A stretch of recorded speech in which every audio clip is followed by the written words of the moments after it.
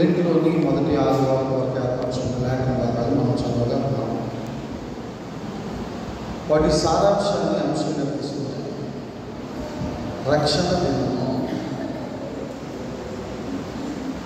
యెషయా గ్రంథము 49వ అధ్యాయము 8వ వచనం మూలవాక్యం చదువుతుంది. యెషయా 49:8. యెహోవా ఇలాగు సెలవిస్తున్నాడు, అనుకూల సమయమందు నేను నీ మొర ఆలకించి నీకు ఉత్తరం ఇచ్చితిని, రక్షణ దినమందు నిన్ను ఆదుకుంటుని.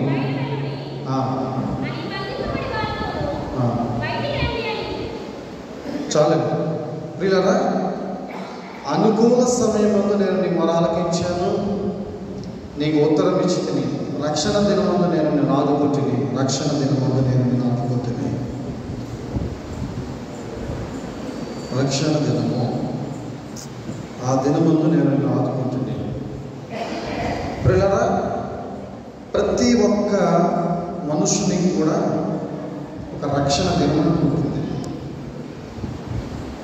రక్షించబడింది అంటే ప్రతి ఒక్కరికి కూడా డేట్ ఆఫ్ బర్త్ ఉంటుంది. ఉంటుందమ్మా, పుట్టినరోజు ఉంటుంది కదా, పుట్టినరోజు పండుగ చేసుకుంటాం మనం.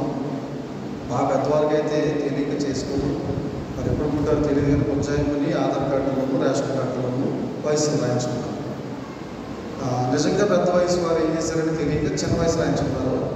వాళ్ళకి పెన్షన్ రావట్లేదు, తలలే మెరిసిపోయి, మనుషులే ఊగిపోయారు, వాళ్ళకి ఏం లేవు, పెన్షన్ లేవు. ఎందుకంటే ఆధార్ కార్డులోను రేషన్ కార్డులోను వాళ్ళకి 45 సంవత్సరాలే, కానీ వాళ్ళకి 75 సంవత్సరాలు అన్నమాట వయసు. అందుకని వాళ్ళకి ఏం రావట్లేదు, పెన్షన్ రావట్లేదు. ఎందుకు రావట్లేదంటే ఈ యొక్క తప్పుదాలు జరుగుతుంది. అలాగే ఆలోచన చేస్తే ప్రతి మనుష్యునికి కూడా రక్షణ దినం అంటూ ఉంటుంది.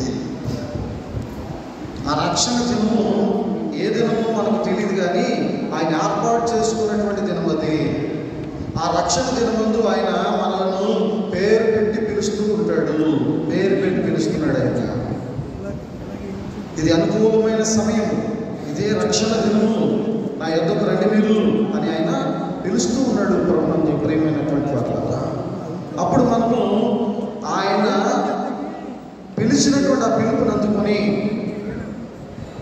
మనము దేవునికి కట్టుబడి, దేవుని మాటకు కట్టుబడి ఏం చేయాలంటే ఆయన పిలుపు అందుకుని మనం రక్షణ పొందుకోవాలి, రక్షణలోనికి మనము నడవాలి అనేటువంటి విషయం దేవుని వాక్యం ద్వారా మనం వింటున్నాం.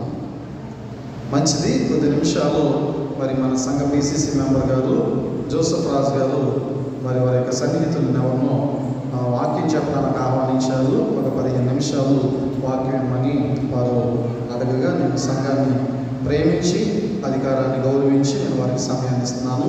వచ్చి చెప్పండి, ఒక 15 మినిట్స్ దేవుని వాక్యం వారు అందిస్తాను. మీ పేరండి? రాజశేఖర్.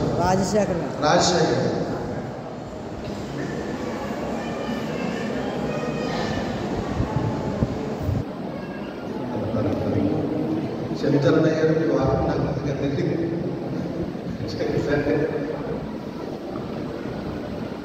చిన్న ప్రార్థన చేసుకుందాం.